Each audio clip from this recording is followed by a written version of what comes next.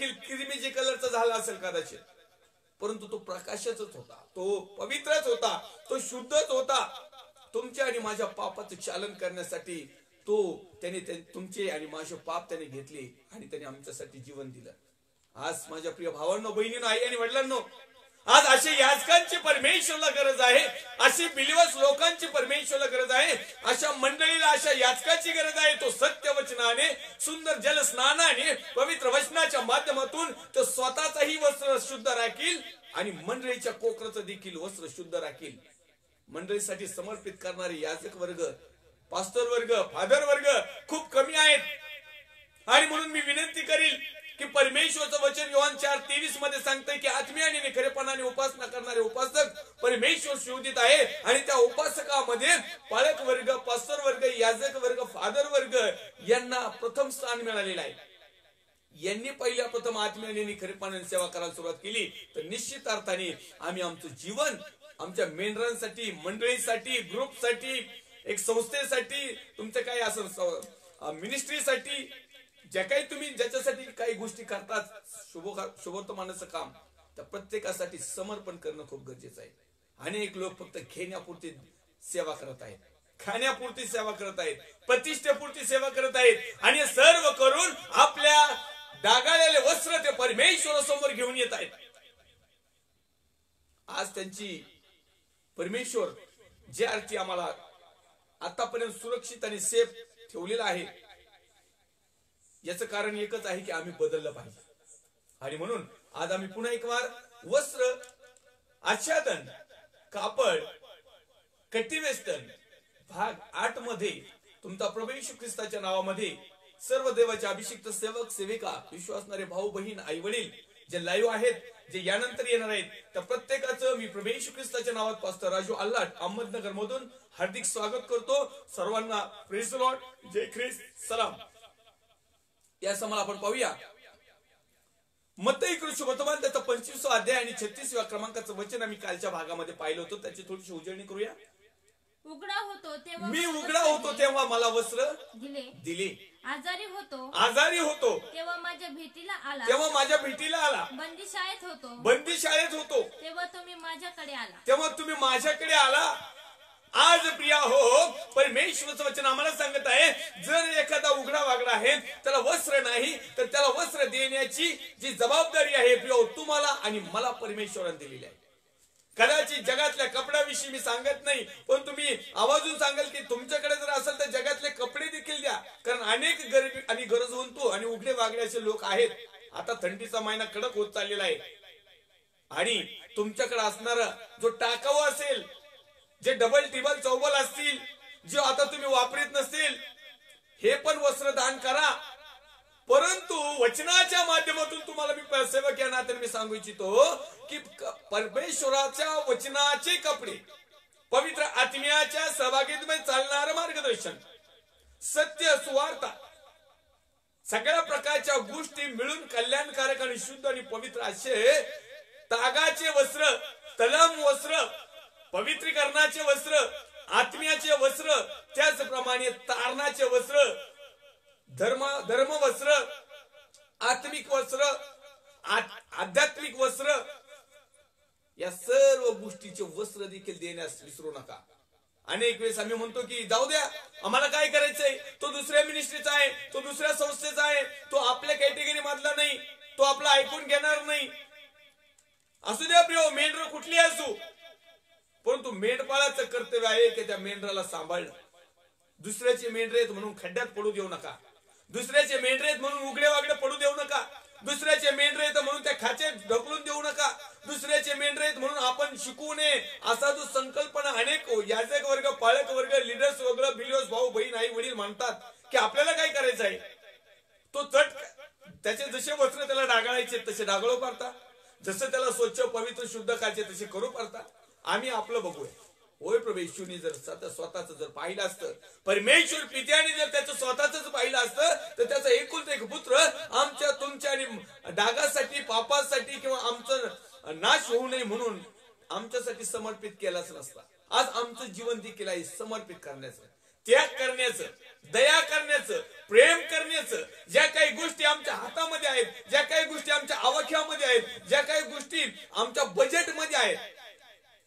त्यामधून आम्ही दुसऱ्यांना काही गोष्टी दिल्या पाहिजे. अनेक वेळेस अंश असं होतं की आमच्याकडे वचनाची तलवार नसती, आम्ही दुसऱ्याला वचन पाजायचा प्रयत्न करतो. अनेक वेळेस असं होतं की आम्हालाच पवित्र आत्मा नसतो आणि आम्ही दुसऱ्याला पवित्र आत्म्याची भाषा शिकवतो. बऱ्याच अंश होतं आमचाच विश्वास नसतो, आम्ही दुसऱ्याला विश्वासाविषयी सांगतो. बऱ्याच अंश असं होतं की आम्हालाच कोणत्या मंडळीत आम्ही स्थिर आहोत, योग्य आहे की अयोग्य आम्हालाच माहित नसतं, पण आमच्या मंडळीत दुसरे बोलू घेतो. ही खात्री आम्हाला स्वतःला पटली पाहिजे की मी ज्या मंडळीमध्ये आहे, ज्या संस्थेमध्ये आहे, ज्या सेवेमध्ये आहे, जी काही मिनिस्ट्री आहे, जो काही ग्रुप आहे, त्या ग्रुप मध्ये देवाचं वचन आहे, त्या ग्रुपमध्ये पवित्र आत्मा आहे, त्या ग्रुपमध्ये सत्य आहे, त्यामध्ये वचनाचं मार्गदर्शन आहे, त्यामध्ये सत्यता आहे, त्यामध्ये शुद्धता आहे, शुभ्रता आहे, पवित्रता आहे, त्यामध्ये कपडे रोज आणि रोज धुतले जातात वचनाच्या माध्यमातून. त्यामध्ये आमचे पाळक साहेब आमचा कदापि म्हणत नाही की या मेंढराला राग येईन, ते चर्चला येणार नाही, दानपत्र देणार नाही, दशमौन देणार नाही, देणगी देणार नाही आणि आमच्या चर्चची संख्या कमी होईल. नाही आले तर नाही आले, परंतु परखड स्पष्टरित्या, कारण आता ती वेळ राहिली नाही, जवळ करण्याची वेळ राहिली नाही. आता परमेश्वर आमच्या जवळ जवळ येत चाललेला आहे आणि म्हणून त्या परमेश्वराला सादर होणाऱ्या गोष्टी आमच्या जीवनात असणं खूप महत्वाचं आणि गरजेचं आहे. कारण परमेश्वरचं वचन मत्ती कृष्णवर्तमान अध्याय क्रमांक 25 आणि काही शास्त्रभाग त्या ठिकाणी वाचला, 36व्या क्रमांकाची आपण लाईन वाचली, त्याच्यामध्ये लिहिलंय, मी उघडा होतो तेव्हा मला वस्त्र दिले. मग अनेक जण म्हणतात प्रभूजी आम्ही तुम्हाला केव्हा वस्त्र दिलेत, तुमची आमची तर भेटही नाही, तुम्ही आम्हाला रात्री स्वप्नात पण आली नाही. अनेक लोक म्हणतात रात्री प्रभू येशू माझ्या उशाला बसला होता, काही लोक म्हणतात पायथ्याला बसला होता, काही म्हणतात दारात उभा होता, काही काय काय सांगतील, परंतु प्रभू येशूचे चिन्ह मात्र यांच्या जीवनात नसतील. प्रभू येशूचं प्रकटीकरण यांना होतं, आत्म्याचं प्रकटीकरण यांना होतं, वचनाचं सत्य देखील सांगितलं जातं, परंतु ज्या वेळेस वातावरणामध्ये येतं, ज्या वेळेस चालचलूक मध्ये येतं, ज्यावेळेस क्रियाशील जीवनामध्ये येतं, ज्यावेळेस कार्य करण्याची वेळ येते, त्यावेळेस मात्र आमच्या जवळ काहीच नसतं. आणि म्हणून जे उघडे आहेत ना, ज्यांना वचन माहित नाही, ज्यांना सत्य माहित नाही, ज्यांना पवित्र आत्मा माहित नाही, ज्यांना मार्ग सत्य म्हटलेल्या रस्त्यावर नाही, ज्यांचे धर्मकृत्य कसं करायचं हे माहित नाही, अशा लोकांना आत्मिक कपडे घालण्यासाठी परमेश्वर तुम्हाला आणि मला सांगत आहे. जगातले कपडे तर द्या भेट दान स्वरूपात, परंतु वचनाचे, सत्याचे, पवित्र आत्म्याचे कपडे हे मार्गदर्शन एका वस्त्राप्रमाणे आहे आणि ते देखील आमच्या भावाचा नाश होऊ नये म्हणून आम्ही त्याला दिलं पाहिजे. परमेश्वरच्या नावाला पण धन्यवाद देऊया. आणखीन एक वचन वाचू या ठिकाणी, मत्ती कृष्णवर्तमान अध्याय क्रमांक 26 आणि वचन क्रमांक 65. तेव्हा प्रमुख याजकाने आपली वस्त्रे फाडून म्हटले, आपली वस्त्र फाडून म्हटले, याने दुर्भाषण केलेलं आहे. आम्हा साक्षीदारांची आता आम्हा साक्षीदाराची आणखीन काहीच गरज नाही. पहा आता तुम्ही हे दुर्भाषण ऐकले आहे. Praise Lord. परमेश्वरच्या नावाला धन्यवाद देऊया. मत्ती कृष्णवर्तमान अध्याय क्रमांक 26 वचन क्रमांक 65 या ठिकाणी मी पाहिले. त्याच्या अगोदर मी तुम्हाला काही वचन वाचू इच्छितो 63 पासून. तथापि येशू उगाच राहिला. यावरून प्रमुख याजकाने त्याला म्हटले, मी तुला जिवंत देवाची शपथ घालतो, तू देवाचा पुत्र ख्रिस्त असलास तर आम्हा सांग.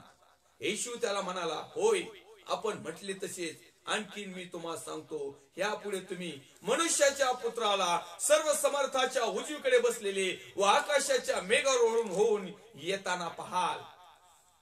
ज्यावेळेस हे वाक्य बोलले गेले, ज्यावेळेस परमेश्वराचा पुत्र प्रभू येशू ख्रिस्त त्याच्या स्वतःच्या विषयी, त्याच्या परमेश्वर पित्याच्या विषयी, स्वर्गाच्या राज्याविषयी, त्याच्या अधिकाराविषयी, त्याच्या न्यायाविषयी, त्याच्या हुकमतविषयी, त्याच्या हातामध्ये असणाऱ्या पॉवर विषयी ज्यावेळेस तो बोलला लागलीच, तेव्हा प्रमुख याजकाने आपली वस्त्र फाडून म्हटले, ह्याने दुर्भाषण केले आहे. आम्हा साक्षीदाराची आणखीन काय गरज आहे. पहा आता तुम्ही हे दुर्भाषण ऐकले आहे. तुम्हास काय वाटते. या ठिकाणी परमेश्वरच्या नावाला महिमा सन्मान आदर गौरव देत प्रमुख याजकाने काय केले आहे, त्याचे स्वतःचे वस्त्र फाडलेले.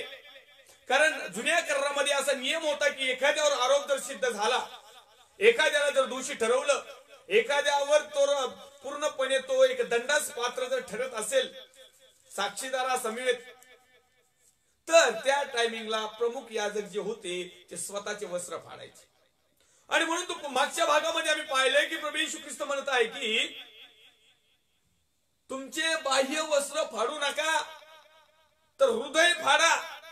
ह्या लोकांचं हृदय इतकं जड झालं की त्यांनी देवाचा पुत्र प्रभू येशू ख्रिस्ताला ओळखलं नाही, येणाऱ्या न्याय वैभवी राजाला ओळखलं नाही, येणाऱ्या न्यायाधीशाला ओळखलं नाही, सार्वभौम दयेच्या सागराला त्यांनी ओळखलं नाही. आणि म्हणून त्याच्यावर दोषारोप ठेवण्यात आले. आणि हे होणं गरजेचंच होतं, कारण तो आमच्या तुमच्या आणि संपूर्ण मानव जातीच्या पाप क्षमेसाठी आणि आमचं वस्त्र धुण्यासाठी, आमचं पापाचं डागाळलेलं एक भरमिष्ट झालेलं वस्त्र, आत्मिक धार्मिक वस्त्र धुण्यासाठी त्याचं पवित्र रक्ताची गरज होती. आणि मग त्याला धरून देण्यात आल्यानंतर आखरी ज्यावेळेस त्यांनी त्या ठिकाणी त्यांचा फैसला चालला होता, त्यावेळेस त्याला विचारत होते, त्याच्यावर दोषारोप टाकत होते, परंतु ते त्याला प्रूफ काय नव्हता. आणि म्हणून त्यांनी विचारलं की तू ख्रिस्त आहेस काय, तू देवाचा पुत्र आहेस काय, तू सार्वभौम आहेस काय, तू राजा आहेस काय. त्यावेळेस तो म्हटला की आपण म्हणताय तसंच. खरोखर तो होता.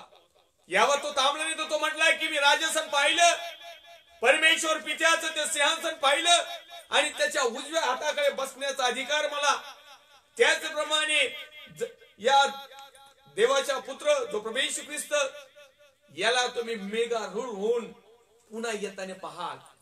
शेवटच्या न्यायाच्या दिवसाच्या अगोदर, रॅप्चरच्या अगोदरचं प्रकटीकरण त्या मत्ती वर्तमानामध्ये अध्याय क्रमांक 26 आणि वचन क्रमांक 65च्या लाईनिंग मध्ये आम्ही जर पूर्ण ते वचन वाचलं त्यामध्ये आहे. आज देखील तो देवाचा पुत्र प्रभू येशू ख्रिस्त न्याय वैभवाने येणार आहे. अनेक लोक आहेत की त्यांनी ख्रिस्ताचा स्वीकार केला नाही, अनेक लोक आहेत की त्यांनी ख्रिस्ताला ओळखलं नाही, अनेक लोकांनी ख्रिस्ताला ओळखलं, अनेक लोकांनी ख्रिस्ताचा स्वीकार पण केला, परंतु ख्रिस्ताने सांगितलेल्या गोष्टी मात्र करत नाही. ही खेदाची गोष्ट आहे, ही लाजिरवाणी गोष्ट आहे, ही आमच्या तुमच्या आणि मानवजातीसाठी एक कलंक अशी गोष्ट आहे. ही जी गोष्ट आहे जी आम्ही सांगितलेला प्रभू येशू ख्रिस्त जो आहे, जो होता आणि जो येणार आहे, त्याचा जर आम्ही उघड स्वीकार केलेला आहे, जर पुत्र आणि कन्या होण्याचा अधिकार दिलेला आहे, आम्ही जर त्याची स्तुती अर्चना करणारे लोक आहोत, आम्ही जर त्याचे शिष्य आणि याजकगण जर आहोत, तर निश्चित अर्थाने त्याने जसं समर्पण केलं आणि समर्पण होत असताना त्याने त्याचे स्वतःचे वस्त्र शुद्ध राखले. जगातले पण आणि धार्मिक पण, त्याने एकही धर्माच्या व्यतिरिक्त कुठलंच काम केलं नाही. आणि म्हणून देवाचा पुत्र प्रभू येशू ख्रिस्त म्हटलं, तो म्हटलं मी धर्मशास्त्र रद्द करायला आलोच नाही, तो पूर्ण करण्यासाठी आलेलो आहे. आज आमच्याकडून धर्मशास्त्रामध्ये लिहिलेल्या बऱ्याचशा गोष्टी अशा आहेत की ज्या करण्यासारख्या आहेत, ज्या आम्ही करू शकतो, ज्या केल्यामुळेच आम्हाला त्या न्यायाच्या सणासमोर उभं राहायला डेरिंग मिळेल. आणि म्हणून प्रियाओ, या ठिकाणी तो जिवंत परमेश्वराचा पुत्र प्रभू येशू ख्रिस्त म्हणत आहे की तुम्ही त्याला पाहाल. आणि मग हे ज्यावेळेस त्यांनी ऐकलं, तर प्रमुख याचकाने स्वतःचे कपडे फाडले आणि इतर याचकांना तो म्हटला की आता याच्यापेक्षा मोठी काय आता साक्ष द्यायची. याने स्वतःने कबूल केलेला आहे, कारण हा याने स्वतःने देवाचा पुत्र म्हणण्याचा स्वीकार केलेला आहे. स्वतः तो म्हणत आहे की मी देवाच्या उजव्या हाताकडे आहे, स्वतः तो म्हणत आहे की मी पुन्हा एक वार येणार आहे. याच्यापेक्षा दुसरा प्रूफ काय पाहिजे, काय साक्षीदार पाहिजे. आणि मग त्यांनी त्याच्या स्वतःचे वस्त्र फाडले. आजही अनेक लोक आहेत प्रभू येशूला चांगल्या प्रकारचे ओळखतात, प्रभू येशूच्या जवळ आहेत, परमेश्वराचं नामस्मरण घेत आहेत, परमेश्वराच्या सगळ्या गोष्टी करत आहेत, परंतु परमेश्वर आमच्यासाठी वधस्तंभावर का गेला हे मात्र ते विसरत आहेत. ह्या गोष्टी मात्र त्यांच्या जीवनात नाही. ते जैगिकरित्या इतकी धार्मिकता आज लयास चाललेली आहे, इतकी धार्मिकता उतू चाललेली आहे की आम्ही काय करतो हेच आम्हाला भान राहिलं नाही. आम्ही धार्मिक आहोत असा आम्हाला स्वतःला एक अभिमान आहे, चांगली गोष्ट आहे, परंतु त्या धार्मिकतेमधून आम्ही आमच्या स्वतःचे वस्त्र, धार्मिक, आत्मिक, आध्यात्मिक वचनाचे शुभ्र लोकरीसारखे असणारी तारणाचे वस्त्र आज आम्ही सगळे तोडून मोडून फेकून दिलेले. आज आम्ही जगातले वस्त्र नेटलेलो आहोत. आज आम्ही जगातल्या खेलीखुशील्यामध्ये आम्ही आध्यात्मिक आणि धार्मिकतेची जोड लावत आहोत. चर्चमध्ये गेल्यानंतर आम्ही खूप धार्मिक आहोत. आम्हाला असं वाटतं की दानपत्र दिल्यावर आम्ही खूप धार्मिक आहोत. आम्हाला असं वाटतं की जास्त देणगी दशमूळ दिल्यावर आम्ही खूप धार्मिक आहोत. आम्हाला असं वाटतं की आम्ही लिडिंग केल्यानंतर धार्मिक आहोत. आम्हाला असं वाटतं की मोठी वर्शिप केल्यानंतर आम्ही धार्मिक आहोत. आम्हाला असं वाटतं की खूप असं रडून गागून प्रार्थना केल्यानंतर आम्ही धार्मिक आहोत. आम्हाला असं वाटतं की आमच्या प्रार्थनेमध्ये अनेक लोक नीट होतात, आम्ही खूपच धार्मिक आहोत. आम्हाला असं पण वाटतं की आम्ही चांगला मेसेज देतो, लोकांना सत्य सांगतो, म्हणून मी लय धार्मिक आहे. नाही प्रिय, या सर्व गोष्टी आमची कृती आचरण करीत असताना आमचं आत्मिक जीवन परमेश्वराला आवडणार आहे का? का आम्ही जगाला दाखवत आहोत का?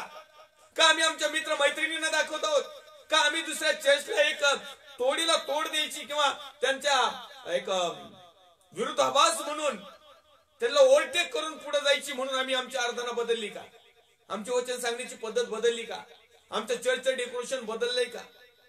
प्रिय, या सगळ्या गोष्टी जरी बदलल्या, परंतु आत्मिक जीवनाविषयी सतर्क राहणं खूप गरजेचं आहे. आध्यात्मिक जीवनाविषयी सतर्क राहणं खूप गरजेचं आहे. धार्मिक वस्त्र शुभ्र ठेवण्याविषयी खूप सतर्कता गरज आहे. तुमचं चर्च छोटा असो मोठा असो, मंडळी छोटी असो मोठी असो, त्याला काही एक हे नाही, परंतु त्या मंडळीमध्ये आम्ही सर्वजण मिळून आमचे धार्मिक वस्त्र सांभाळीत आहोत का? आमची आध्यात्मिकता सांभाळीत आहोत का? आमची सत्यता आम्ही सांभाळीत आहोत का? परमेश्वराला आवडणाऱ्या गोष्टीचं आम्ही अनुकरण करत आहोत का? ज्या गोष्टी परमेश्वरने आम्हाला सांगितलेल्या आहेत त्या आम्ही करत आहोत का? परमेश्वराचं वचन आम्हाला सांगतंय की तो म्हणत आहे की उघडा होतो तेव्हा आम्हाला वस्त्र दिले. अनेक वेळेस आम्ही वस्त्र देतो, परंतु कोणते? टाकून दिलेले, खराब झालेले, घाणीत पडलेले, डाग आणि सुरकुत्या लागलेले. जसं आम्ही एखाद्या भिकाऱ्याला किंवा एखाद्या कुणाला तरी कपडे देतो ना, नवे कपडे कधीच नाही देत, जुनेच. कारण ते डागाळलेले असतात, ते खराब झालेले असतात, ते आपल्याला अप्रिनिप्रिय होतात किंवा ते आपल्याला पटतच नाही. असेच कपडे आम्ही दुसऱ्याला देतो, कारण आम्ही नामधारी पद्धतीने जीवन जगतो, कारण आम्ही वाडवडिलांपासून आलेल्या संप्रदायामध्ये जीवन जगतो. आणि म्हणून आमच्या वाडवडिलांनी जसं आम्हाला शिक्षण दिलं, जशा आज्ञाविधी नियम अटी दिल्या, जशा प्रकारे आम्हाला काही गोष्टी करायला आमच्या वाडवडिलांनी शिकवलं, तशाच प्रकारे आजही आम्ही तेच करतो. आणि आमच्या समोर आलेल्या व्यक्तीला आम्ही तसंच सांगतो, मग तोही आमच्याच खात्यात जमा होतो. परमेश्वरचं वचन सांगतंय की मूर्तीपूजा करू नको, पण तो आमच्या वाडवडिलांपासून आम्ही मूर्तीपूजाच करत आहोत, परंतु आम्ही धार्मिक आहोत. मग आमच्या समोर येणाऱ्या व्यक्तीला देखील आम्ही काय सांगणार? चालतं चालतं, मूर्तीपूजेचं काही अडचण नाही. याचा अर्थ आमच्या स्वतःचे वस्त्र मलिन केलेले, डागाळलेले, आणि हेच वस्त्र आम्ही समोरच्याला देतो. तुम्ही ज्या वेळेस तुम्ही आणि मी परमेश्वरच्या वचनाप्रमाणे आत्मिक कपडे परिधान करू, श्वेत वस्त्रे परिधान करू, तारणाचे वस्त्र परिधान करू, आणि जे आमच्या जवळ असतील हेच वस्त्र ज्यावेळेस आमचा भाऊ बहीण आई वडील ज्यांना आम्ही शुभवर्तमान सांगतो त्यांना तशा प्रकारचे वस्त्र देऊ, त्यावेळेस ते परमेश्वराला दिल्यासारखे, नाही तर काही फायदा नाही. आणि मग आम्ही मत्ती 26:65 मध्ये वाचलं की प्रमुख याजकाने आपली वस्त्र फाडून म्हटले, आता याच्यापेक्षा मोठी साक्ष काय द्यायची? आजही अनेक देवाचे आत्मिक सत्य अभिषिक्त सेवक सेविका आहेत की जे खरं सांगतात, जे ख्रिस्ताविषयी सांगतात, जे वधस्तंभ गाजवतात, जे समर्पित जीवन जगतात, ज्यांनी स्वतःचे कपडे सुरक्षित ठेवलेत, आणि जरी डाग पडत असले तरी ते कायम कायम साफसफाई करतात. असे लोक जे आहेत ते ख्रिस्ताचं गौरव करीत असताना, ख्रिस्ताचं शुभवर्तमान सांगत असताना, तारणाविषयी माहिती देत असताना, तारणाचा संदेश देत असताना, पश्चातापाचा संदेश देत असताना, लोकांना नीती मार्गाकडे वळवत असताना, लोकांना सत्याकडे घेऊन येत असताना, लोकांना सत्य वचनाच्या माध्यमातून देवाचं हितगुज, देवाचं संकल्पना, देवाच्या इच्छा, देवाचे प्लॅन, देवाचे बेत तर लोकांपर्यंत घेऊन जात असताना, येणाऱ्या दिवसामध्ये तुमचा माझा जगाचा न्याय होणार आहे हे सांगणारे देवाचे अभिषिक्त सेवक सेविकांना, यांच्याबद्दल देखील हे बाकीचे याजक लोक जसे आहेत ना, यांच्यात एक प्रमुख याजक होता, त्याने लगेच कपडे तरतरा फाडून टाकले. बाकीच्या लहान सहान याजकांनी पण फाडे असतील. आजही असंच आहे. एखाद्याने एखादा रूल लावला ना की बस, एखाद्याने सत्य सांगितलं का त्याच्याविषयी कपडे फायडेच, त्याला बाजारातून बाजूलाच. त्याला पास्टर फेलोशिप मधून लगेच गायब कळती त्याची, लगेच म्हणणार अरे याला कोणी दीक्षा दिली ती, अरे हा काय पाळत साहेबाचं ना याच्यात आहे का, अरे ह्यो आपल्या कोणत्याच पद्धतीत बसत नाही, ह्यो आपल्यासारखं लुटीत नाही, ह्यो खोटं बोलत नाही, ह्यो असत्य सांगत नाही, हे वस्त्र कायम धुतो, ह्यो परखड बोलतो, ह्यो सत्यच सांगतो, ह्यो कुणालाच मोजित नाही परमेश्वरा व्यतिरिक्त, हा कुणाकडे लाभासाठी तोंडपूजापणा करीत नाही, अरे मग ह्यो आपला मधला नाहीये. याच्यावर आरोप सिद्ध झालेत का हे जसं आम्ही आमचं धर्माचरण करतोय ना, जसं आम्ही आता सध्या सगळेजण मिळून एखाद्या मेंढराचे लचके तोडतो ना, हा याच्यातला नाही, याला बाजूलाच काढा, याच्यावर दोष लावा, याच्यावर आरोप टाका, याला बाजूला काढा, याचं काही काम नाही. अशाच प्रकारचे खऱ्या सेवकावर देखील शिंतोडे उडवल्या जातात. पण तू काळजी करू नका, देवाचा पुत्र प्रभू येशू ख्रिस्ताने सगळं काही सहन केले, तर तुम्हाला आणि मला सत्यासाठी सहन करायचं आहे. तुम्हाला आणि मला आमच्या आध्यात्मिक आत्मिक आणि धार्मिक वस्त्राला जपायचं आहे. आणि म्हणून येणाऱ्या प्रत्येक गोष्टीमध्ये आम्हाला जशाही प्रकारचं वातावरण मिळेल त्या वातावरणामध्ये आम्ही सुरक्षित असूया. एक रेफरन्स आणखी पाहूया. मत्ती सुवर्तमान अध्याय क्रमांक 27 आणि वचन क्रमांक 28. त्यांनी त्याची वस्त्रे फाडली, त्याची वस्त्रे फाडली, त्यांनी त्याची वस्त्रे काढून त्याच्या अंगात किरमिजी झगा घातला, त्याच्या अंगामध्ये किरमिजी झगा घातला. पहिले वस्त्र काढले म्हणजे ह्यो राजा आहे, याच्या अंगातले साधे कपडे काढून टाका, याला भारी ड्रेस घाला, तलम वस्त्रे घाला, किरमिजी वस्त्र घाला, भारी भारी घाला, ह्यो राजा आहे. अनेक लोक मानतात हे देवाचे अभिषिक्त सेवक सेविका आहेत ना, जे सत्य सांगणारे, खरं सांगणारे, खरं बोलणारे, खरी सेवा करणारे, आणि म्हणून ते अजून हेडलाईन्सला नाहीत, म्हणून अशा लोकांचे चर्च नाहीत, म्हणून अशा लोकांना मंडळी नाही, म्हणून अशा लोकांना कमी दानपात्र, म्हणून अशा लोकांचे हाल चाललेत, म्हणून अशा लोकांना लोक कमी ओळखीत आहेत. का ओळखीत आहेत? कारण ते म्हणतात हे राजे आहेत, हे देवाचे पुत्र कन्या आहेत, हे बाजूलाच बरी येत. लुबाडणारे लोक, हे मोठमोठाले मंडळ्या, ज्याला काही येत नाही, ज्याला फक्त लुटता येतं, त्याच्या भल्या मोठ्या स्पीकर, भल्या मोठ्या मिटिंगा, लोकही त्याला डोक्यावर उचलून नाचत येत. आज आम्हाला डोक्यावर उचलून लोकांनी नाही नाचायला पाहिजे. ज्यावेळेस आमच्या मधून परमेश्वरचं वचन माहीत जाईल आणि एखाद्याचं तारण होईल, एखाद्याच्यासाठी तारणाचे वस्त्र तयार करायला आम्हाला थोडीफार संधी मिळेल, तो आनंद महत्वाचा. केवळ मोठा डामडोल काही कामाचा नाही, मोठा वाडा आणि त्याचा पोकळ वासा काही फायदा नाही. अनेक लोकांनी नुसते मोठाले वाशे तयार केले, हे मोठमोठाले शोरूम, जस काय यांचा डान्स बारी, यांचे क्लब आहेत. अहो चर्च मंदिर जे काय त्याचं डेकोरेशन बदललंय. पूर्वीच्या काळातले मंदिर बघा, त्याचे डेकोरेशन बघा, त्याचा पडदा बघा, त्याची पद्धत बघा बसण्याची, तिथल्या वाद्याची साहित्य बघा, तिथलं स्तुती आराधना करण्याची पद्धत जरा थोडीशी आठवून बघा, तुमच्या लक्षात येईल. एकदम आत्मिक, एकदम देवाला आवडणारी, एकदम शांत सुरामध्ये, ह्याची गडबड गोंधळ नव्हती. हा गडबड गोंधळ सगळा डिस्को बार मध्ये चालवतो. लाइटिंग काय, हेलोजन काय, मोठले साऊंड काय, वायरलेस माईक काय, पाठीमाग वेगवेगळा पडदा काय. आता मी रोज पडदा बदलतो, माझ्या घरातला येतो भिंतीचा, आणि मी तो यासाठी बदलतो की परमेश्वराचं वचन जे मी सत्य अनेक दिवसापासून प्रकट करत आहे, लोकांना ते भासू नये की हा रोजचाच पार्ट एक काय, एकच पार्ट रोज रोज जातोय काय, आणि लोकांनी तो पाहावा म्हणून मी रोज या ठिकाणी पडदा बदलतो, की जेणेकरून सत्य लोकांपर्यंत पोहोचलं पाहिजे, जेणेकरून वचनाचं मार्गदर्शन त्यांच्यापर्यंत पोहोचलं पाहिजे, जेणेकरून आत्मिक धार्मिक आध्यात्मिक वस्त्रांना लोकांनी एक स्पर्श त्या वचनाच्या माध्यमातून ते अंतःकरणापर्यंत खोलवर शिरलं पाहिजे. उद्देश हाच आहे. आम्ही पाहतो या ठिकाणी मत्ती सुवर्तमान अध्याय क्रमांक 27 आणि वचन क्रमांक 28 मध्ये त्याचे वस्त्र काढले आणि त्याला किरमिजी कलरचे वस्त्र दिले.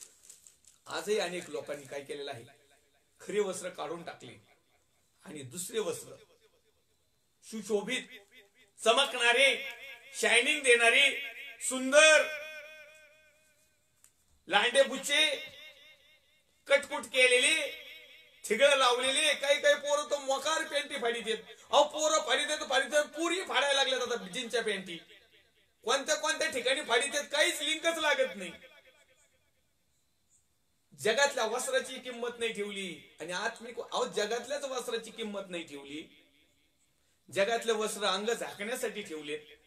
जगातलं आच्छादन, जगातल्या वस्त्राच्या माध्यमातून जे आमचं जे कुरूप शरीर आहे त्याला स्वरूप मिळण्यासाठी जे काही ड्रेस दिलाय, आज लोकांनी त्याचाच थज्जा उडून टाकलाय.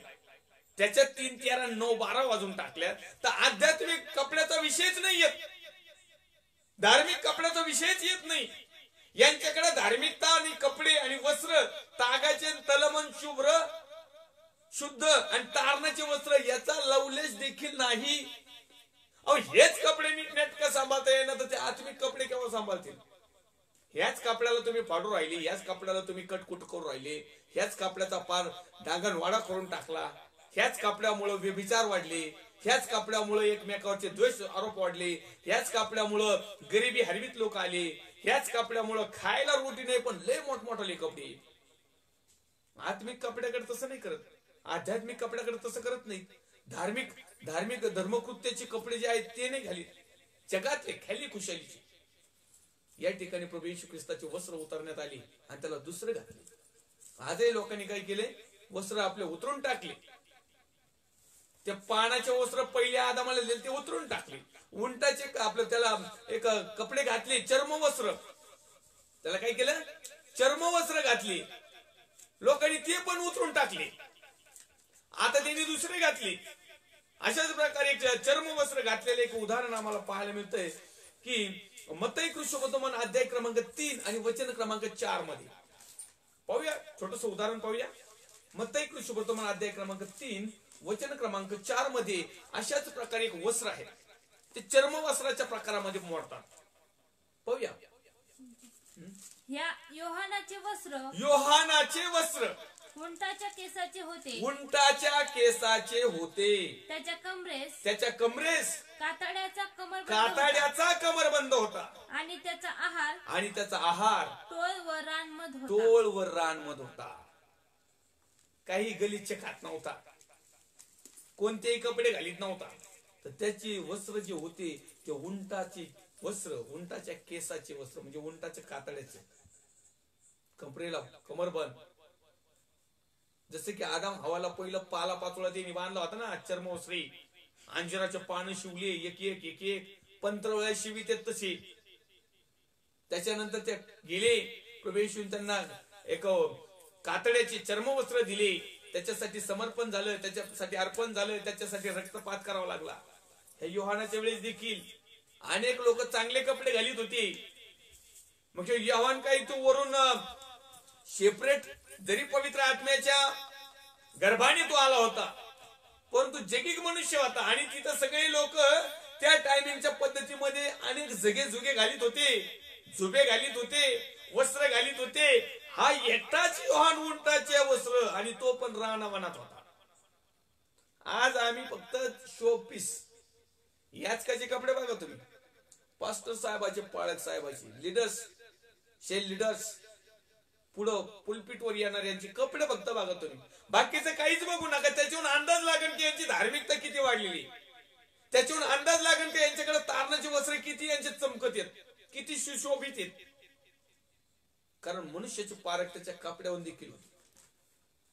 बाह्य स्वरूपाचे कपडे देखील आत्मिकता किती चांगली आहे, किती शुद्ध आहे, किती पवित्र आहे, किती लायकीचे, किती पात्रतेचे आहे, कोणत्या कॅटेगरीचं आहे, बाहेरच्या कपड्यावरून पण समजलं जातं. आजकाल म्हातारे लोक सुद्धा काही फॅशन करायला लागले. या ठिकाणी मत्तई कृष्णवर्तमान अध्याय क्रमांक 27 आणि वचन क्रमांक 31 आम्ही पाहत आहोत. 27-31 वाचा. मग त्याची थट्टा केल्यावर त्यांनी त्याच्या अंगातून तो झगा काढून त्याची वस्त्रे त्याच्या अंगात घातली आणि ते त्याला वधस्तंभावर खेळण्याकरिता घेऊन गेले. पुन्हा एक वार त्यांनी तो जो किरमिजी कलरचा जागा घातला होता ना, तो परत काढून घेतला. आज लोक देखील तेच करत आहे. तारणाचे वस्त्र घालतात, काढून टाकतात. धर्मकृत्य घडीभर करतात, बंद पाडतात. नाताळ, ईस्टर, गुड फ्रायडे, आणखीन 1-2 सण, बस तेवढ्या पुरते धार्मिकतेचे कपडे घालायचे. उतरून ठेवायचे आणि परत वर्षभर त्या कपड्याकडे बघायचेच नाही. जसं जगातले कपडे लोक बदलत आहेत ना, तसे आत्मिक कपडे सुद्धा बदलायला लागले. मंडळ्या बदलायला लागली, संस्था बदलायला लागली. या संस्थेत कमी पैसे दुसऱ्या संस्थेत, तिथं आणखीन काय तिसरी संस्था, तिथेही काही प्रॉब्लेम झाला स्वतःची संस्था. मग कुणाला कोण विचारेन मला? पण तो धार्मिक कृत्य मात्र नाही, आत्मिक कृत्य मात्र नाही. तुम्ही काय काय बदलत आहात? संस्था बदलता, मिनिस्ट्री बदलता, ग्रुप बदलता, पालक बदलता, चर्च बदलता, मंडळी बदलता, सगळ्या गोष्टी बदलता. पण तू हे कुठं बदलत आहे का? जगामध्ये जीवन जगत असताना तुम्ही जिथं कुठे जाल त्या ठिकाणी काही ना काही गडबड दिसेल, काही ना काही पाप दिसल, काही ना काही कमजोरी दिसल, काही ना काही कमी घटी असेल. याचा अर्थ सगळ्याच मंडळ्या परिपूर्ण नाहीत. याचा अर्थ असा आहे की सगळेच पालक परिपूर्ण नाही. याचा अर्थ की सगळेच याजक पवित्र शुद्ध नाहीत. याचा अर्थ जगामधले जे काही धार्मिक कृत्य आहे सगळ्याच ठिकाणी एखाद्याच ठिकाणी सगळंच चांगलं असेल असं मिळणार नाही. ज्यावेळेस प्रकटीकरणाचं पुस्तक पाहतो आम्ही, त्यावेळेस 7 मंडळ्या, त्या 7 मंडळीला जे पत्र लिहिलं, जे त्यांना वॉर्निंग दिली, त्या 7 मंडळीमध्ये वेगवेगळ्या गोष्टी, पाप, चांगल्या गोष्टी, खराब गोष्टी, देवाला आवडणाऱ्या गोष्टी, देवाला न आवडणाऱ्या गोष्टी, सगळ्यांचा भेद त्यामध्ये दिला. अशाच प्रकारे जगामध्ये आम्ही जीवन जगत असताना अनेक लोकांना असं वाटतं की नाही ती मंडळी खूप पॉवरफुल, त्या मंडळीतच प्रभू येशू ख्रिस्त आहे. बाकीच्या मंडळीत काय सैतान नाचतो का आमच्याच मंडळीत प्रभू येशू? होय, येस, कारण आमची मंडळी खूप मोठी आहे. मग एवढे लोक 1000, 500, 10,000, 10 लाख पब्लिक आमची आहे, याचा अर्थ परमेश्वर आमच्या जवळ म्हणूनच येत ना. म्हणजे 1-2 गावाकडचे लोक जे रानोमाळात खेडेगावात 4-4, 5-5, 2-2 एका कुटुंबासाठी 10-10, 15-15, 20-20 किलोमीटरवर सुवार्ता सांगतात, तिथं प्रभू नाही का? त्या मंडळीत प्रभू नाही का? वेगळ्या प्रकारची संकल्पना लोकांनी एक धर्म कृत्याच्या जीवनामध्ये ती निर्माण केलेली आहे आणि त्याला म्हणतात आम्ही धार्मिक आहोत. आमचे वस्त्र खूप पॉवरफुल आहेत. मी कालच्या भागामध्येच सांगितलं, प्रभू येशूच्या वस्त्राला शिवली ती बरी जाईल. रुमालाने, पौलाने अनेक चिन्ह चमत्कार केले, बरे जाईल. पेत्र, योहान ज्यावेळेस ते रस्त्याने चालायचे, त्यांच्या झग्याच्या सावलीने लोक नीट झाली. आताचे याजक आणि पास्टर आणि फादर आणि पालक वर्ग आणि जेवढे काही देवाचे अभिषिक्त नाव लिहिलेले जेवढे आहेत ना, परंतु त्यांच्या जीवनामध्ये सत्य नाही, त्यांच्या जीवनामध्ये पवित्र आत्मा नाही, त्यांचे वस्त्र घाणेरडे झालेले आहेत, त्यांचे आत्मिकता खराब झालेली आहे, त्यांचे धर्मकृत्य देवाला न आवडणारे असे लोक जवळून जरी गेले तर संसर्गजन्य रोग होईल. जसं कोरोना सारख्या भयान परिस्थितीत मास्क बांधायची गरज पडली ना, तसं धर्मकृत्य ज्याच्या जवळ नाही त्याच्या जवळ जाताना आता मास्क बांधावा लागला.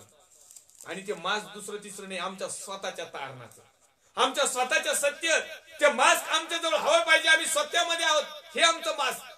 आमच्याकडे पवित्र आत्मा आहे, हे आमचं मास्क. आमच्याकडे सत्य वचन आहे, हे आमचं मास्क.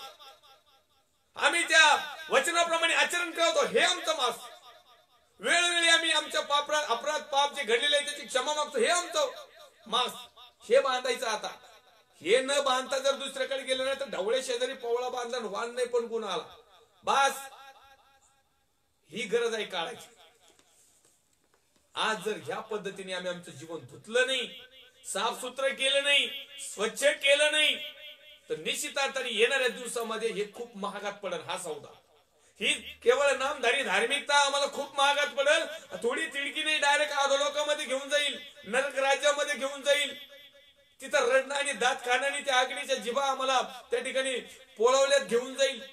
आणि म्हणून माझ्या प्रिय भावांनो, बहिणींनो, आई आणि वडिलांनो, प्रिय याजक वर्गांनो, देवाच्या सेवकांनो, मी तुम्हाला प्रभू येशू ख्रिस्ताचा सेवक, एक छोटासा सेवक या नात्याने मी सांगू इच्छितो की आज आमचे वस्त्र आम्हाला सांभाळायचे आहेत, शुद्ध ठेवायचे आहेत. प्रभू येशूचे वस्त्र काढले, परत घातली, परत काढली, त्याची थट्टा केली. तो राजा आहे, याच्या डोक्यावर मुकुट नाही, मग काट्याचा मुकुट घाला. काय काय थट्टा केली. हे फक्त विश्वासणाऱ्या लोकांचे होणार, सत्य लोकांचे होणार, ज्यांचे धार्मिक कृत्य चांगले आहेत, ज्यांच्याकडे सत्य आहे, ज्यांच्याकडे वचन आहे, जे प्रभूमध्ये विश्वासू आहेत, जे समर्पण करत आहेत, या लोकांची थट्टा होणार. मग याच्यावरून समजून घ्यायचं की आज आमचे धार्मिक वस्त्र ओके, आम्हाला ती गरज आहे. मत्ती कृष्णवर्तमान अध्याय क्रमांक 27 आणि वचन क्रमांक 31 आम्ही पाहिलं. 27 अध्याय 31 क्रमांकाचं वचन. मग त्याची थट्टा केल्यावर त्यांनी त्यांच्या अंगातून तो झगा काढून त्याची वस्त्रे त्याच्या अंगात घातली आणि ते त्याला वधस्तंभावर खेळण्याकरिता घेऊन गेले. आता परत एकदा आम्ही तारणाची वस्त्र घातले ना, लोक आम्हाला 100% वधस्तंभावर घेऊन जाणार. आणि जर का आम्ही आमचे वस्त्र काढून जगातले घातले, बस वधस्तंभाचा आमचा काही संबंध नाही. निंदा आमची नाही, नालास्ती आमची नाही, नावं ठेवणार नाही. फक्त डुप्लिकेट पणा करायला सुरुवात करा, सगळं वाहवाच करणार. खरं बोलायला लागले ना, याला बाजूला काढा म्हणशील, हे काही कामाचा नाही. अहो अनेक लोक आहे, गेल्या 20 वर्षापूर्वीची माझ्या जीवनातली एक साक्ष आहे. आता त्या संस्थेचं नाव घेणार नाही, म्हणून ती संस्था आहे. त्या संस्थेने स्वतः माझ्यावर केस केलेली होती की हा मुलगा दारू पिऊन शिवीगाळी करून आमच्या ख्रिस्ती बंधू भगिनींना त्रास देतो. आणि त्याचं कारण फक्त एकच की मी मूर्तीपूजेविषयी जरा थोडस कठोर पाऊल घेतलं होतं. मूर्तीपूजा करू नका म्हणून माझ्या जवळची असणारी मूर्ती मी माझ्या खांद्यावर टाकली आणि तळ्यात नेऊन बुडवून टाकली. पण ते लोक म्हणत होते मला द्या, आम्ही पूजा करू, तुला नसली करायची तर नको करू.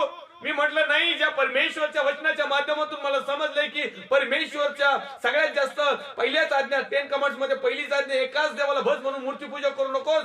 जर मला हे समजले, जर माझं आज तारण होत आहे, जर माझं वस्त्र थोडस धुतल्या जात आहे मूर्तीपूजा केल्यामुळे ते डागाळलेलं असेल आणि आज जर धुतल्या जात आहे, तर मी कदापि पुन्हा एक वार मूर्तीपूजा मीही करणार नाही. आणि मी ज्या मूर्तीची पूजा करतो ती तुम्हाला कशी देऊ म्हणून मी नेऊन तळ्यात टाकली. 250 लोकांनी सह्या केल्या आणि पोलीस डीएसपी ऑफिसला, कलेक्टर कचेरीत आणखीन 2-4 ठिकाणी अर्ज दिले. का तर सत्य. पण तो डुप्लिकेट जर वागलं ना, कुणी अर्जही करणार नाही. अहो देवाचे अभिषिक्त सेवक घरातल्या घरात प्रार्थना करत असताना चाळीतल्या लोकांना वैताग होतो. अहो उलट त्यांना आनंद पाहिजे की आम्ही धार्मिक नाही, आम्ही नास्तिक येतो, आम्ही सगळ्या जगातले आहोत. कमीत कमी आमच्या दारात, आमच्या घरात बसल्या बसल्या आमच्या कानावर देवाचं सत्य वचन तर ऐकायला मिळतंय, देवाच्या अभिषिक्त सेवकाचा आवाज तर येतोय. ते त्याच्यावर कुरघोडी करणार, त्याच्या मालकाला सांगणार आणि त्याला खाली करायला लावणार.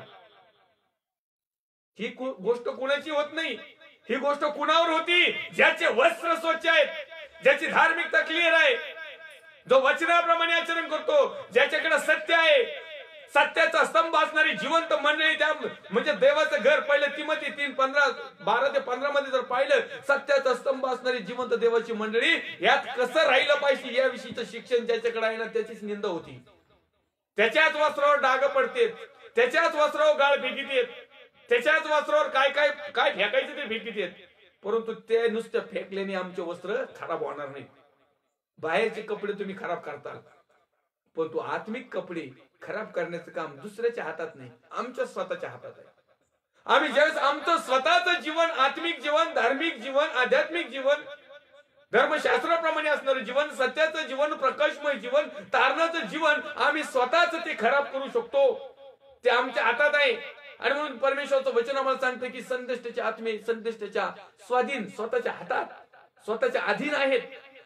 देव अव्यवस्था माजवणार नाही, तो शांतीचा राजा आहे. अनेक लोकांना असं वाटतं आमची धार्मिकता खूप भारी आहे. जी अन्य भाषा चालू करतात काही 1-1.5 घंटा संपतही नाही. आणि ती अन्य भाषा याकडे चालू केली का जसं एखादं कुत्र एवळलं, बाकीचे सगळे कुत्रे एवळतात गावातले.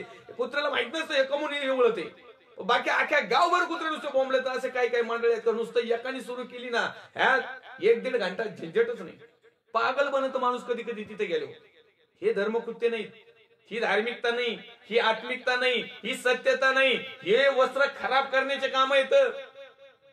पूर्वीच्या काळात परमेश्वराचा पुत्र प्रभू येशू ख्रिस्त, देवाचा पुत्र, कधी अन्य भाषा बोलताना कधी त्याचा रेफर एकही आला नाही. आला असला तर कृपया मला सांगा की प्रभू येशू ख्रिस्ताने अन्य भाषेत अनेक लोकांना संदेश दिला, अन्य भाषेमध्ये प्रार्थना केली, अन्य भाषेमध्ये भूताला दटवलं, अन्य भाषेमध्ये परमेश्वराची स्तुती केली. मला दाखवा. जे नाही ते शिकवणं आणि जे नाही ते शिकून घेणं आणि त्याच्याप्रमाणे आचरण करून देखील आम्ही आमचे धर्म वस्त्र, आत्मिक वस्त्र, तारणाचे वस्त्र खराब करीत आहोत. आणि म्हणून प्रिय हो, आम्हाला समजलं पाहिजे की आमचे धार्मिक वस्त्र कसे पाहिजे, आमचे धार्मिक वस्त्र आम्ही कसे जपायचे आहेत, कोणते वस्त्र घालायचे कोणते नाही घालायचे. प्रभू येशूला वस्त्र त्याचे परिधान केले, ज्या वस्त्रावर त्याला धरून देण्यात आलं, ज्या वस्त्राची हेळसांड झाली ते वस्त्र त्यांनी काढले. त्याच्यानंतर किरमीचे कलरचे वस्त्र त्याला पुढे दिले, तेही काढले. पुन्हा एक वार त्याचे स्वतःचे कपडे त्याला परत दिले. आणि वधस्तंभावर गेल्यानंतर आम्हाला परत आणखी एक रेफरन्स पाहायला मिळतो. 27 अध्याय मत्ती शुभवर्तमान 27 अध्याय वचन क्रमांक 59. योसेफाने ते शरीर घेऊन योसेफाने ते शरीर घेऊन तागाच्या स्वच्छ तागाच्या स्वच्छ वस्त्रात वस्त्रात गुंडाळले. त्याच्या अगोदर जर आम्ही पाहिलं तर प्रभू येशू ख्रिस्ताला वधस्तंभावर टांगण्याच्या टायमाला त्याचे वस्त्र घेतले, यांनी ते फायडे, त्याच्या चिठ्ठ्या टाकल्या आणि वाटून घ्यायचा प्लॅन. पण ते म्हणजे थांबा, याला फाडू नका, लय भारी जागा आहे, जाळीचा जागा आहे, स्वच्छ आहे, खूप मस्त आहे आणि या जागेवर भरपूर चिन्ह चमत्कार झालेले दिसते. एक काम करू, आपण वाटणी करू. आणि चिठ्ठ्या टाकल्या आणि एकाची चिठ्ठी निघली त्यांनी तो जागा बाळकावला, नाही तर फाडायचा प्लॅन होता. पुढं त्या प्रभू येशू ख्रिस्ताला ज्यावेळेस वधस्तंभावर तुमच्या आणि माझ्या पापासाठी टांगण्यात आलं, शेवटपर्यंत त्यांनी त्याचं धर्म वस्त्र, आत्मिक वस्त्र, परमेश्वराने दिलेलं तारणाचं वस्त्र त्याच्यासाठी देखील त्यांनी सुरक्षित ठेवलं, सेफ ठेवलं आणि आमच्यासाठी देखील त्यांनी ते समर्पित केलं. आणि म्हणून आज आम्ही तारणामध्ये आहोत, म्हणून आज आम्ही सुखी आहोत, म्हणून आज आम्ही हर्षित आनंदित आहोत, म्हणून आज आम्ही प्रकाशात आहोत, म्हणून आज आम्ही त्या मार्ग सत्य म्हटलेल्या रस्त्यावर आहोत. आणि म्हणून आज आम्ही येणाऱ्या परमेश्वराचा पुत्र प्रभू येशू ख्रिस्त मेघरूढ होण्याच्या समयाला आम्ही आमच्या स्वतःचं आत्मिक जीवन सुधारण्याचं एक बेतात आहोत. ज्यांना सुधारायचंय त्यांनी सुधरा, कारण प्रकटीकरणाच्या पुस्तकामध्ये आम्हाला पाहायला मिळतंय, ज्यांना मलिन व्हायचं ते मलिन हो, ज्यांना शुद्ध व्हायचे ते शुद्ध हो, ज्यांना पवित्र व्हायचे ते पवित्र हो, ज्यांना काय कुठं नाही करायचं ते करीत राहो. कारण ज्याला त्याला ज्याच्या त्याच्या कृत्याप्रमाणे, आचरणाप्रमाणे परमेश्वराच्या हातामध्ये सुख आहे. मग तो पाखडीन गहू कुठं टाकायचे, अर्धे गहू कुठं टाकायचे, एकदम कुठं टाकायचे, खडे कुठं टाकायचे आणि फूस कुठं टाकायचं. सगळ्यांना वाटतं आम्ही गहू, प्युअर गहू, आम्हाला परमेश्वर स्वर्गाच्या राज्याच्या कोठडीत ठेवील. प्रभू येशूच्या नावात मी देवाचा सेवक या नात्याने सांगू इच्छितो, तुम्ही गहू होऊ शकत नाही, तुम्ही भुसकाट आहेत, भुसकाट. जेवढे नामधारी लोक आहेत ना, जेवढे वाडवडिलांपासून आलेले, वडिलांपार्जित असलेले, बदल न करणारे, हे सगळे भुसकाट आहेत. मी न्याय करत नाही, पण तू देवाच्या वचनाप्रमाणे सांगतो. कारण त्याच वचनामध्ये आम्हाला पाहायला मिळतं, ज्यावेळेस त्या गव्हाच्या दाण्याचा दृष्टांत किंवा गव्हाच्या दाण्याविषयी परमेश्वरचा पुत्र प्रभू येशू ख्रिस्त बोलत होता, सांगत होता. तो म्हणत होता का गव्हाचा दाना जमिनीतून पडल्याशिवाय, तो गाडल्याशिवाय, तो मेल्याशिवाय, जमिनीतून उगत असताना पुष्कळ असं फळ देतो. पण तो दाना जर जमिनीतच नाही पडला, हे इकडे खडकाळीतच पडला, इकडे एखाद्या कुरणाच्या वाटेत पडला, झुडपा खाली पडला, पायंदळी पडला, हे पीक येईल कसं? तेच गहू धान्य कोठारात साठवले जातील जे चांगल्या प्रतीचे आहेत. नाही 100 पट तर 60 पट, अहो नाही 60 पट तर 30 पट. कुठंतरी आम्ही गावामध्ये पाहिजे, जर आम्ही 30 पटाच्या खाली आहेत तर समजून जायचं का आम्ही 100% भूस आहोत. प्रभू येशू ख्रिस्त येईल ना, त्याच्यानुसार येणे हे भुसकांड ओढून जाईल. ते उडण आणि कुठं पडत माहिती का? बांधावर नाही. ते भुसकाट बांधावर नाही, हे नामदारी भुसकाट, पिढ्यानं पाड आलेलं भुसकाट, असत्य भुसकाट, डुप्लिकेट भुसकाट, खोटं शिक्षणाचं भुसकाट, गलिच्छ कपडे परिधान करणारं भुसकाट, हे सगळे गहू ज्याला जे स्वतःला गहू समजतात, पण हे भुसकाट आहे. आणि हे भुसकाट आता उडण डायरेक्ट आधो लोकात नरक अग्नीच्या तिथं, मग तिथं पेटवल्या जाईल. आणि ते पण जाळून खाक होणार नाही, ते आयुष्यभर पेटतच राहील, ते सार्वकालिक जीवनापर्यंत पेटतच राहील. परंतु जे गव्हाप्रमाणे राहिले, जे 30 पट 60 पट 100 पट, म्हणजे ज्यांनी धार्मिक वस्त्र स्वतःचे सांभाळले, तारणाचे वस्त्र शेवटपर्यंत राखले, विश्वास मरेपर्यंत ठेवला, कृती आणि आचरण देवाच्या वचनाप्रमाणे केले, हे गव्हाप्रमाणे, ताऱ्याप्रमाणे परमेश्वराच्या राज्यात झळकतील. त्या कोठारात राहतील. नुसतं कोठारात पडून नाही, काही स्तंभ होतील, हे वेगवेगळ्या प्रकारचं आम्हाला त्या ठिकाणी फॅसिलिटी. पण तू देवाच्या सेवकांना, बिलिव्हर्स भाऊ बहीण आई वडील यांना परमेश्वरच्या नावाला मी धन्यवाद देईल. या ठिकाणी मी रेफरन्स पाहिला मत्तई शुभवर्तमान 28वा अध्याय आणि 27वा अध्याय आणि 59 वचन वाचूया आपण. योसेफाने ते शरीर घेऊन तागाच्या स्वच्छ वस्त्रामध्ये गुंडाळले आणि ते वस्त्र त्या गुंडाळलेले शरीर त्याने एका श्रीमंताच्या भुईमध्ये त्या कबरेमध्ये ठेवून दिलेले आहे. शुद्ध तागाचं वस्त्र प्रभू येशूला ठेवलं त्याच्यात. मृत शरीर. आज आम्ही कशात आहोत? आज आम्ही प्रभू येशू मध्ये पापाला मेलेलो पाहिजे, पापाला मृत झालो पाहिजे. प्रभू येशूचा स्वीकार केला म्हणजे आमचे पाप देखील मेले पाहिजेत. प्रभू येशूला गौरव देण्यासाठी आम्ही ज्यावेळेस परमेश्वरासाठी तयार होतो ना, आमचा जगातला सगळा हट्टीपणा मेला पाहिजे, जगातली खेळी खुशाली मेली पाहिजे, जगातल्या चैनबाजी हैशाराम जगातल्या सगळ्या गोष्टीला आम्हाला काहीच खेद नाही वाटला पाहिजे. जो देगा उसका भी भला, जो नहीं देगा उसका भी भला. पण आम्ही नाही, जो नहीं देगा ना त्याला बघन आणि जो देगा उसकाच भला. जो देगा नहीं उसका भी भला, जो नहीं देगा उसका भी भला, दोनों का भी भला हो. म्हणजे मला याच्यातून एकच सांगायचं की आहे त्यात समाधानी राहणं, थोडक्याविषयी विश्वासू राहणं म्हणजे परमेश्वर पुष्कळ नेमणूक करील. अशाच प्रकारे तारणाचे वस्त्र, आत्मिक वस्त्र, आध्यात्मिक वस्त्र, धर्म वस्त्र, प्रकाशाचे वस्त्र, श्वेत वस्त्र, शुभ्र वस्त्र, डाग नसलेले, सुरकुती नसलेले असे कपडे, असे वस्त्र आज आम्हाला आध्यात्मिक, आत्मिक आणि धार्मिकतेमधून आमच्या जवळ असणं खूप महत्वाचं आणि गरजेचं आहे. याचा मला आम्ही शेवटचा एक रेफरन्स पाहूया. आपला वेळ होत आलेला आहे. मत्तई शुभवर्तमान अध्याय क्रमांक 28 वचन क्रमांक 3. त्याचे रूप विजयसारखे होते व त्याचे वस्त्र बर्फासारखे शुभ्र होते. त्याच्या भयाने पहारेकरी थरथर कापत होते व मृतप्राय झाले. असे वस्त्र होते प्रभू येशूचे. आमचे वस्त्र कसे? आमच्या वस्त्राची किंमतच ठेवली नाही आम्ही, जगातल्या वस्त्राची पण. आणि अहो तर जगातलेच वस्त्र नीटनेटके नाही तर माझ्या माहितीप्रमाणे आत्मिक वस्त्र व्यवस्थित असू शकत नाही. जर आम्हाला तारणाचं आमचंच तारण झालं नाही तर पुढचा प्रश्नच नाही. जर आम्हीच सत्यामध्ये नाही त्याच्या पुढचाही प्रश्न नाही. आम्हालाच वचन नीटनेटकं समजलं नाही त्याच्या पुढचा प्रश्नच येत नाही.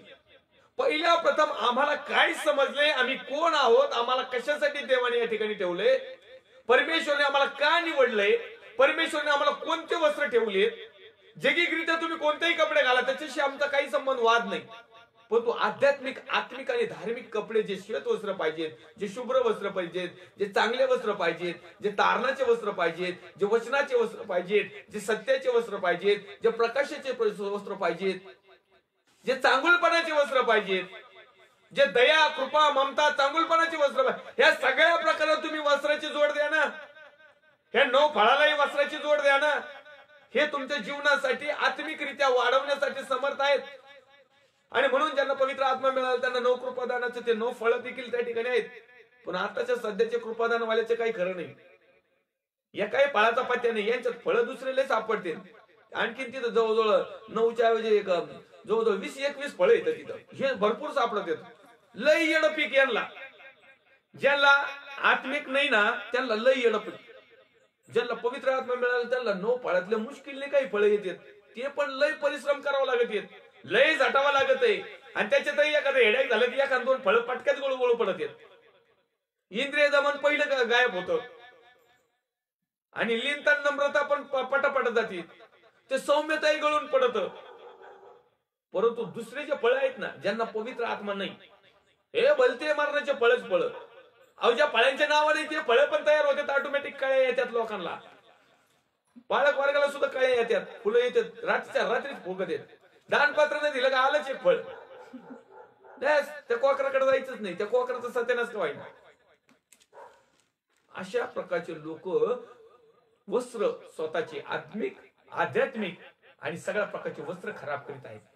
आणि मग असे कर्म करणाऱ्यांना स्वर्गाच्या राज्यात प्रवेश नाही. अशी कृती करणाऱ्यांना, असं धर्मकृत्य करणाऱ्यांना, असं आचरण करणाऱ्यांना परमेश्वराच्या राज्यामध्ये, सुखामध्ये, आनंदामध्ये, रॅप्चर मध्ये यांचा प्रवेश नाही. आणि म्हणून आमचा आत्मिक ड्रेस, आमचे आत्मिक वस्त्र, आच्छादन आजपासून आम्हाला सुरक्षित ठेवायचं आहे. ज्यावेळेस आम्ही आज वेळ गेलेला नाही, कारण तो देवाचा पुत्र प्रभू येशू ख्रिस्त येत आहे. तो उशीर करणार नाही. त्याला येण्याच्या अगोदरच आम्ही आमच्या स्वतःची तयारी करूया, आमच्या मंडळीची तयारी करूया, आमच्या सहभागीतेची तयारी करूया. आमच्या जसं नाताळाच्या दिवसामध्ये आज लोक डेकोरेशनच्या पाठीमागे लागलेत. त्याची फॅशन काय, कापण्या, करंज्या, लाडू, बर्फी, पेढे, सगळे तयारी सुरू झाली.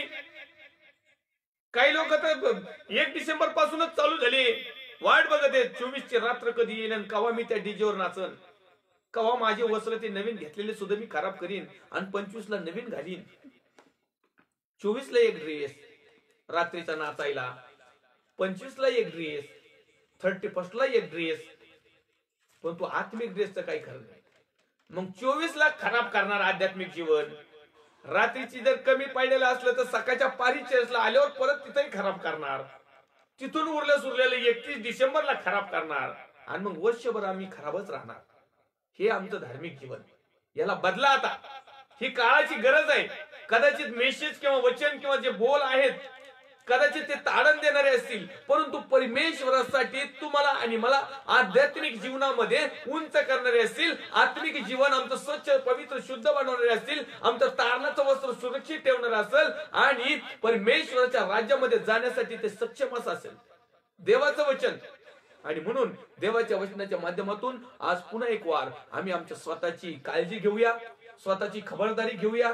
आम्ही परत एकदा म्हणूया, प्रभू येशू, तुझ्या पवित्र रक्ताच्या माध्यमातून संपूर्ण मानव जातीच्या पापांची तू क्षमा केलेली आहे. आज माझ्या पापावर तू दया कर. आम्ही प्रत्येक जण म्हणूया, कारण कुणीच असा व्यक्ती नाही की तो पाप करत नाही. मग ते पाळक साहेब असो, याजक साहेब असो, फादर साहेब असो, पास्टर साहेब असो, नाही आणखीन कोणते साहेब असो, पाप करणारच. परंतु आज आम्हाला म्हणायचं आहे, प्रभू इतक्या दिवस जे पाप केलं ते पास झालं आता, कारण तू येणार आहेस. तुझे पडघम तयार झालेले आहेत आणि मी ज्यावेळेस माझं आत्मिक वस्त्र पाहत आहे, आध्यात्मिक जीवन पाहत आहे, माझ्या चुका, माझे अपराध, माझे पाप, माझं न आवडणारं जीवन, माझं फाजील धार्मिकपणा, माझा नामदारीपणा, माझा वाडवडिलांपासून आलेला सगळं भिकारपणा, सगळं असत्य शिक्षणामध्ये जीवन, खोट्या शिक्षणामधलं जीवन आज प्रभू मला समजत आहे. आणि तू येशील त्यावेळेस तू माझा प्रवेश तिथे 100% होणार नाही, पण तू माझा प्रवेश व्हावा अशी माझी इच्छा आहे. म्हणून मी तुझ्याकडे माझे अपराध कबूल करतो, माझं पाप कबूल करतो, माझं डागाळलेलं, माझं खराब झालेलं वस्त्र तुझ्या समोर ठेवतो. तुझा एकुलता एक पुत्र प्रभू येशू ख्रिस्त, याला तू म्हण की तुझ्या पवित्र रक्त आमच्या शरीरावर, आमच्या आध्यात्मिक, आत्मिक आणि धार्मिक त्या घाणेरड्या वस्त्रावर, तारणाचे जे वस्त्र आम्ही खराब केले त्याच्यावर टाक आणि पुन्हा एक वार शुद्ध कर. आणि यापुढे आम्ही पाप करणार नाही अशी आम्ही ज्यावेळेस तयारी करू, निश्चित अर्थानं आम्ही प्रभू येशूचे सेवक पण असू, त्याचे शिष्य पण असू, त्याचे पुत्र आणि कन्या पण असू, आणि रॅप्चर मध्ये आणि सार्वकालिक जीवनामध्ये आम्हाला परमेश्वर 100% घेऊन गेल्याशिवाय राहणार नाही. परमेश्वरच्या नावाला धन्यवाद. पुन्हा एक वार लाईव्ह सेशन मध्ये जे देवाचे अभिषिक्त सेवक सेविका, विश्वासणारे भाऊ बहीण हे जे लाईव्ह होते, त्या प्रत्येकाचं प्रभू येशू ख्रिस्ताच्या नावात, मी प्रभू येशूच्या नावात एक साधा सेवक या नात्याने मी तुमचं हार्दिक स्वागत करतो. आणि यानंतर देखील हा जो मेसेज पाहतील त्या प्रत्येकाचं देखील पुन्हा एक वार स्वागत करतो. येऊया, छोटीशी प्रार्थना करूया. पुढच्या लाईव्ह सेशनला पुन्हा एक वार आम्ही वस्त्र आच्छादन याविषयी चिंतन, मनन, अध्ययन करणार आहोत. पवित्र थोर सेनाधीश दे बाप्पा, जसे आहोत तसे तुझ्या पवित्र हातामध्ये येतो. प्रभू येशू ख्रिस्ताच्या नावामध्ये आम्ही प्रार्थना विनंती करतो. सुंदर अशा वचनाच्या माध्यमातून आज आमची तू आत्मिकता, धार्मिकता, आमचं बाह्य जैगिक जीवन तू दाखवलेलं आहेस आणि आमचं वस्त्र आम्ही सांभाळावं, आमचं वस्त्र शुद्ध पवित्र करावं आणि परमेश्वर देवासाठी तुझ्या पवित्र पुत्र प्रभू येशू ख्रिस्त याचं रक्त पुन्हा एक वार आमच्या पापक्षमेसाठी परमेश्वर देवा प्रार्थनेच्या स्वरूपात तो आम्ही मागतो आणि ते कबूल करतो. आणि आजच्या दिवसापासून आम्ही पाप करू नये, आम्ही तारणाच्या वस्त्रामध्ये राहावं अशी तू कृपा कर. यासमुळे मी प्रार्थना करतो आमच्या भारत देशासाठी. आम्ही आठवण ठेवतो महाराष्ट्र राज्याचे मुख्यमंत्री माननीय उद्धवजी साहेब, त्यांचे सर्व सहकारी टीम, सर्व पोलीस डिपार्टमेंट, डॉक्टर्स डिपार्टमेंट, सर्व प्रकारचे सेवाभावी संस्था, सर्व प्रकारचे बिलीवर्स भाऊ बहीण, आई वडील, सर्व प्रकारचे देवाचे अभिषिक्त सेवक सेविका, सर्व प्रकारच्या मिनिस्टर, सर्व प्रकारच्या संस्था, सर्व प्रकारचे याजक, पाळक, पास्टर साहेब, फादर साहेब, सर्व देवाचे सेवक, तुझ्या पवित्र हातामध्ये घे. आम्ही प्रत्येकाने आमचं आत्मिक जीवन परमेश्वर बाबा बदलावं. आमचे धर्मकृत्य जे घाणेरडे झाले ते आम्ही बदलून टाकावेत आणि तुला आवडणारे चांगल्या प्रकारचं शुभ्र जीवन आमचं तयार व्हावं असं तू कृपा कर. सर्व आदर गौरव सन्मान महिमा तुला दे. ख्रिस्त येशू जो होता, जो आहे आणि जो येणार आहे, त्या पवित्र प्रभू येशू ख्रिस्ताच्या नावात छोटीशी मागणी मागतो स्वर्गीय पित्यात वही. आमीन. प्रभेश रक्त की जय, प्रभेश रक्त की जय, प्रभेश रक्ताचा जय जयकार असो. आमीन, आमीन, आमीन. Praise the Lord. Thank you. God bless you.